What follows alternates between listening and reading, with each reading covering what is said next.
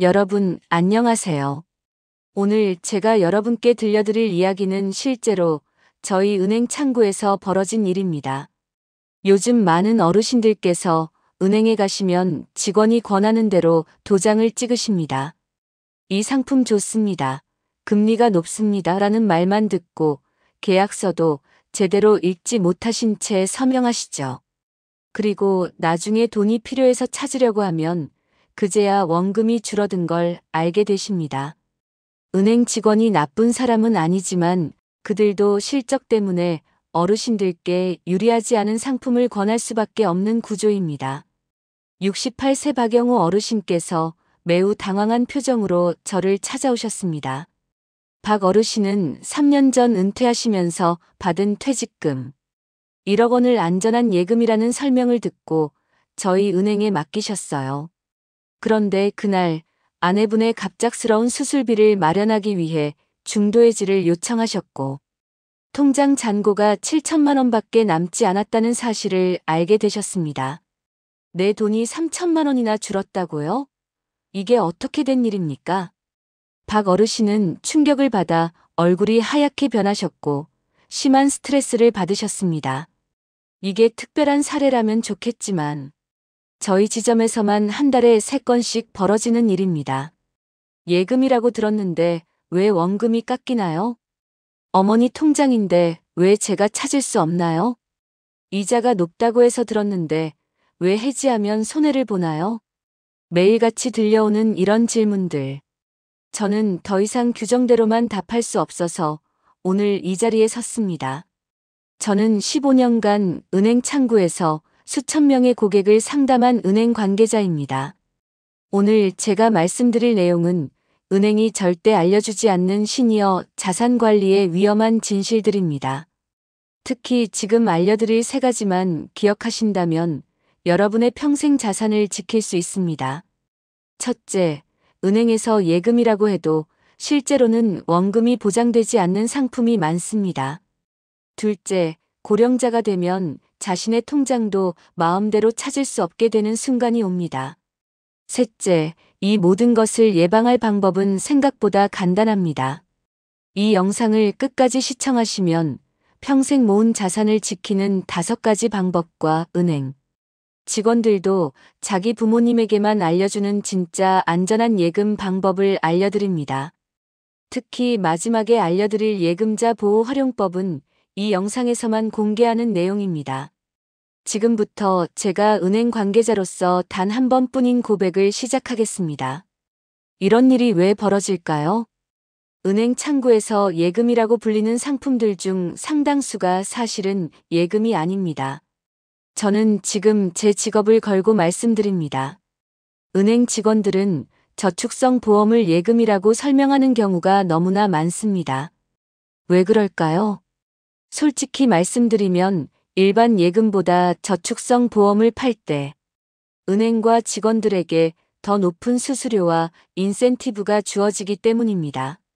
예를 들어볼까요? 보통 예금 상품은 은행 자체 상품이라 판매 수수료가 매우 낮습니다. 하지만 보험 상품은 외부 보험사 상품을 중개하는 형태라 중개 수수료가 발생하죠. 예금 판매로는 직원 개인에게 거의 인센티브가 돌아가지 않지만 보험 상품은 실적에 크게 반영되고 개인 성과급에도 영향을 줍니다. 어떤 직원은 이런 실적 압박 때문에 상품 설명을 모호하게 하는 경우도 있습니다. 자, 다시 박영우 어르신 사례로 돌아가 보겠습니다. 3년 전 퇴직금 1억 원을 가지고 저희 은행에 오셨을 때 당시 담당 직원은 이렇게 말했습니다. 박 선생님, 지금 특별 예금이 나왔는데요. 일반 예금보다 금리가 1.2% 더 높습니다. 게다가 10년 유지하면 비과세 혜택까지 있어요.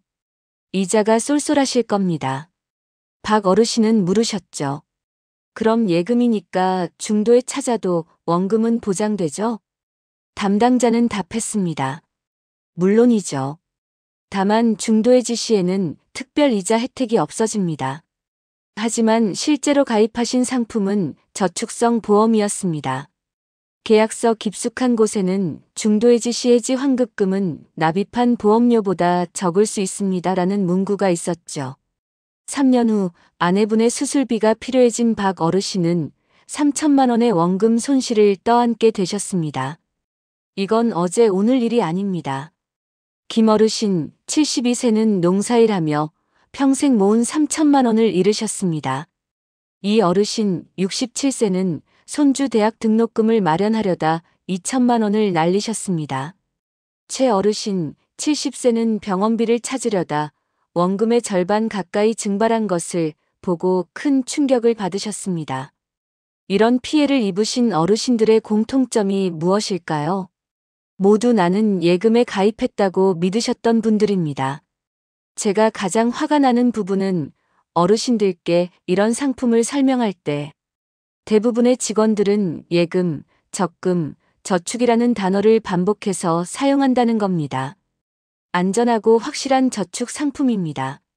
예금보다 높은 금리로 모을 수 있는 적금형 상품입니다. 노후 준비를 위한 확실한 저축 방법입니다. 이런 말들이 얼마나 오해를 불러일으키는지 은행 직원들은 너무나 잘 알고 있습니다. 그렇다면 어떻게 이런 함정을 피할 수 있을까요? 제가 제 부모님께 알려드린 방법을 그대로 말씀드리겠습니다.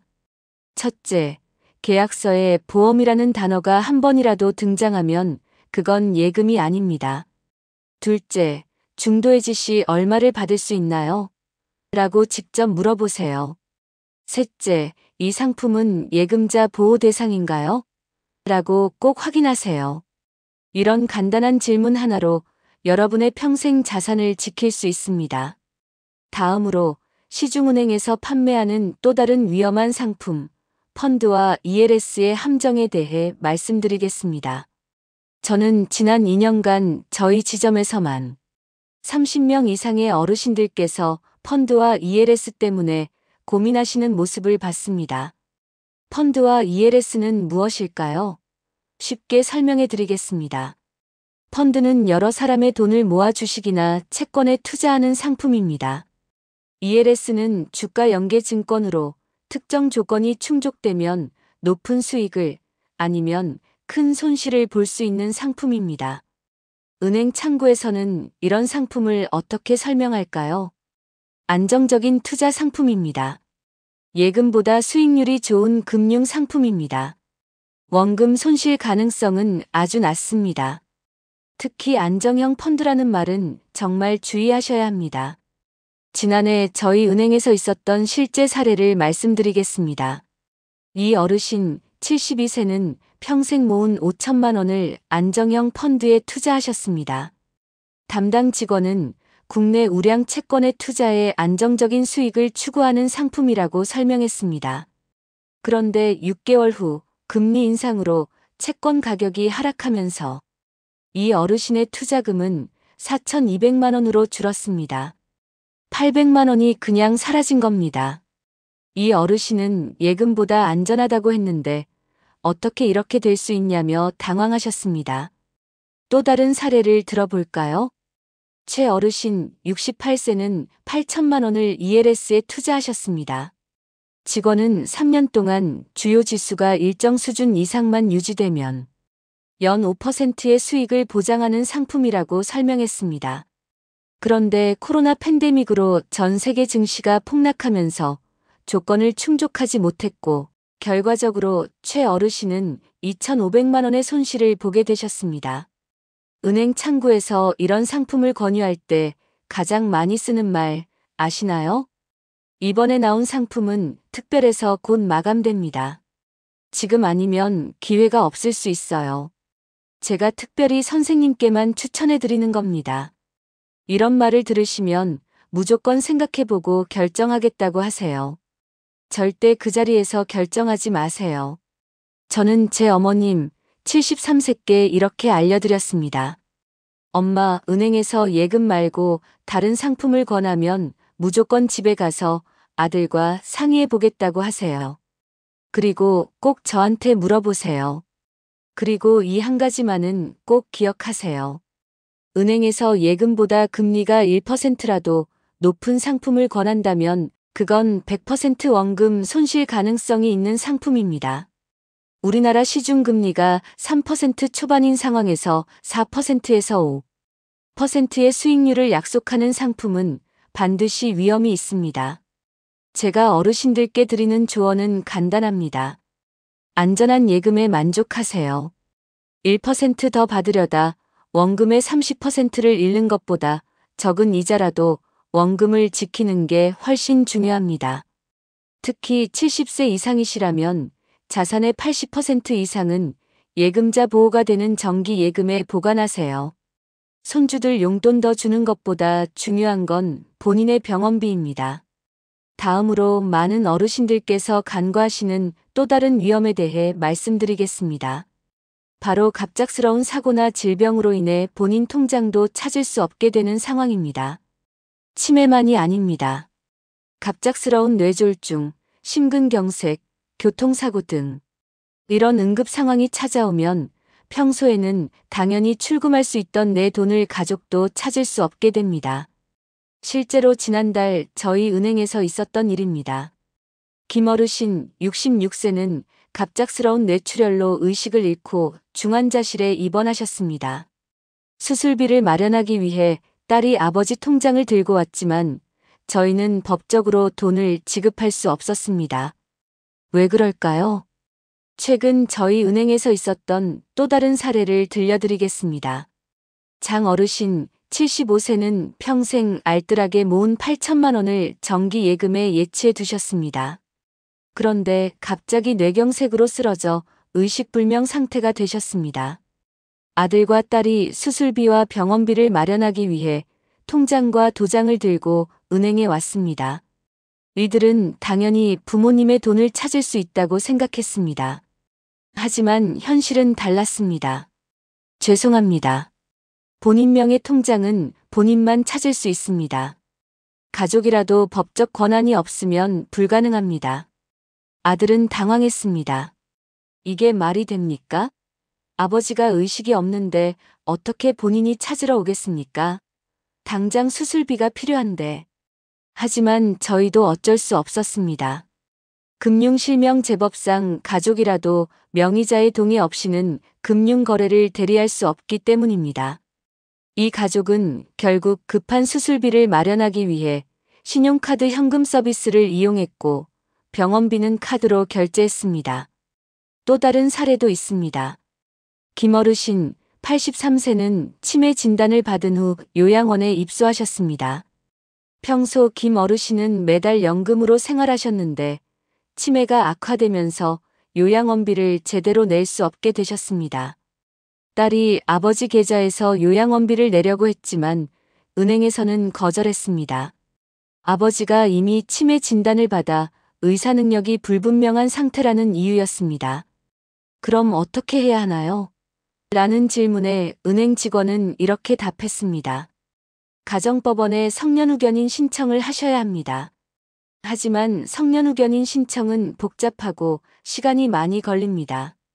법원에 서류를 제출하고 의사의 감정을 받고 신문을 거쳐야 합니다. 짧게는 3개월, 길게는 6개월 이상 걸리는 경우도 있습니다. 그동안 환자의 돈은 그대로 묶여 있게 됩니다. 당장 필요한 병원비, 요양원비를 낼 수 없게 되는 거죠. 치매나 의식불명 상태가 되기 전에 미리 준비하지 않으면 여러분의 자산은 사실상 봉인됩니다. 그렇다면 어떻게 준비해야 할까요? 제 어머님 73세께서는 지난해 경미한 뇌경색을 겪으셨습니다. 다행히 빨리 회복되셨지만 그 경험 후 어머님과 함께 3가지 대비책을 마련했습니다. 첫째, 어머님 계좌 중 일부를 응급의료 비용으로 저와 공동 명의로 변경했습니다. 둘째, 가정법원에 어머님의 성년후견인으로 제가 지정되도록 미리 신청해 두었습니다. 셋째, 국민은행의 성년후견제도 지원 신탁에 가입했습니다. 이 3가지만 해두어도 만약의 사태에 대비할 수 있습니다. 은행별로 비슷한 서비스가 있습니다. 국민은행의 성년후견제도 지원 신탁, 하나은행의 치매 안심, 성년후견 지원 신탁, 신한은행의 후견제도 지원 신탁 등이 있으니 참고하세요. 여러분이나 부모님께서 갑자기 의식을 잃거나 치매가 와도 미리 준비해둔 장치가 있다면 가족들이 당황하지 않고 필요한 돈을 사용할 수 있습니다. 다음으로 시니어 자산 관리의 마지막 핵심, 예금자 보호 제도를 활용한 안전한 자산 관리 방법에 대해 알려드리겠습니다. 자, 이제 제가 정말 강조하고 싶은 부분입니다. 어떻게 하면 시니어분들이 원금 손실 없이 안전하게 자산을 관리할 수 있을까요? 은행 창구에서 15년간 수천 명의 고객을 상담하며 깨달은 가장 중요한 원칙 3가지를 알려드리겠습니다. 첫째, 예금자 보호 제도를 200% 활용하세요. 2025년 9월 1일부터 예금자 보호 한도가 5천만 원에서 1억 원으로 상향됩니다. 이건 정말 좋은 소식입니다. 그런데 이 제도를 더 똑똑하게 활용하는 방법이 있습니다. 예금자 보호는 은행별로 각각 적용됩니다. 즉, 국민은행에 1억 원, 신한은행에 1억 원, 우리은행에 1억 원. 이렇게 분산 예치하면 모두 보호받을 수 있습니다. 게다가 퇴직연금이나 연금저축은 별도로 1억 원까지 추가 보호됩니다. 이 원칙만 기억하셔도 어르신들의 자산을 확실히 지킬 수 있습니다. 실제 사례를 들어볼까요? 이 어르신 68세는 퇴직금 3억 원을 안전하게 관리하고 싶으셨습니다. 제 조언대로 다음과 같이 자산을 분산하셨습니다. 국민은행 정기예금 1억 원, 신한은행 정기예금 1억 원, 우리은행 정기예금 1억 원. 그 결과 3억 원 전액이 예금자 보호를 받게 되었고 어떤 은행이 파산하더라도 원금을 지킬 수 있게 되셨습니다. 둘째, 긴급 자금은 별도 관리하세요. 많은 어르신들께서 간과하시는 부분인데 병원비처럼 갑자기 필요한 돈은 장기 금융 상품에 묶어두지 마세요. 저는 제 어머님께 자산의 20%는 긴급 자금으로 별도 관리하라고 조언했습니다. 어머님께서는 이렇게 나누어 관리하고 계십니다. 일반 저축예금, 입출금 자유 1,000만 원, 긴급 의료 비용. 자녀와 공동명의 통장 2천만 원, 응급 상황 대비. 나머지 80%는 정기예금으로 분산 관리. 특히 공동명의 통장은 치매나 의식불명 상태가 되었을 때 가족이 바로 사용할 수 있어 매우 중요합니다. 셋째, 금리보다 안전성을 우선하세요. 제가 상담했던 수많은 시니어 고객 중 후회하지 않으신 분들의 공통점은 단 하나였습니다. 욕심내지 않았다는 것입니다. 예금 금리가 3%인데 5%를 약속하는 상품은 반드시 위험이 있습니다. 1%라도 더 받으려다 원금의 30%를 잃는 경우가 너무 많습니다. 또한 많은 어르신들께서 집에 금고를 두고 현금을 보관하시는데 이것도 주의하셔야 합니다. 최근 이 어르신 77세의 사례가 있습니다. 어르신은 은행보다 안전하다며 집에 지문인식 금고를 두고 5천만 원을 보관하셨습니다. 그런데 갑자기 넘어져 손가락을 크게 다쳐 지문이 인식되지 않았고 급한 병원비를 찾을 수 없었습니다. 또 다른 사례로 오 어르신 81세는 집에 현금을 숨겨두셨다가 기억력이 떨어지면서 그 위치를 완전히 잊어버리셨습니다. 결국 3천만 원이 집 어딘가에 있는데도 찾지 못하는 상황이 되셨습니다. 이런 일은 생각보다 자주 발생합니다. 금고를 사용하신다면 꼭 지문인식과 비밀번호 2가지 방식 모두로 열 수 있는 제품을 선택하세요. 그리고 반드시 신뢰할 수 있는 가족 1명에게는 비밀번호를 알려두세요. 또한 현금 보관 위치는 반드시 기록해 두거나 가족과 공유하는 것이 좋습니다.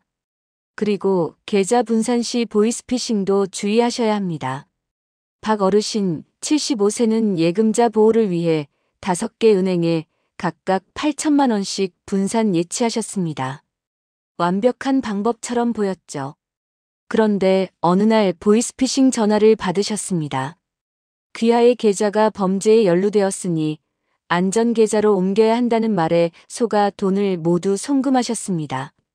문제는 그 후입니다. 박 어르신은 사기를 당했다는 사실을 알고 즉시 경찰과 은행에 신고하셨습니다. 그러자 모든 계좌가 지급정지 조치되었습니다. 그 결과 박 어르신은 5개 은행 모든 계좌가 동결되어 한 푼도 인출할 수 없게 되셨습니다.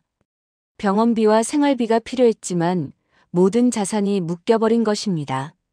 이런 위험을 피하려면 계좌 분산 시 다음 원칙을 꼭 지키세요. 첫째, 비상금 계좌를 반드시 따로 만들어 두세요. 다른 계좌와 섞지 마세요. 둘째, 자녀와 공동명의 계좌를 하나 개설해 긴급 의료비를 보관하세요. 셋째, 본인 계좌 일괄 지급 정지 서비스를 알아두세요. 보이스피싱 피해 발생 시 이 서비스로 선택적으로 계좌를 지급 정지할 수 있습니다. 자, 지금까지 제가 말씀드린 시니어 자산 관리의 핵심 내용을 정리해 드리겠습니다. 아래 체크리스트를 따라 점검해 보세요. 원금 손실 예방 체크. 마이너스 모든 금융 상품의 계약서에 보험, 펀드, ELS 단어가 있는지 확인했나요? 마이너스 중도해지 시 원금 손실 가능성이 있는지 직접 물어봤나요?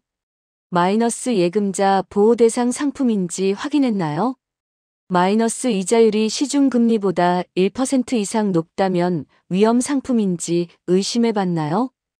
응급 상황 대비 체크. 마이너스 총 자산의 20%는 긴급 자금으로 별도 관리하고 있나요?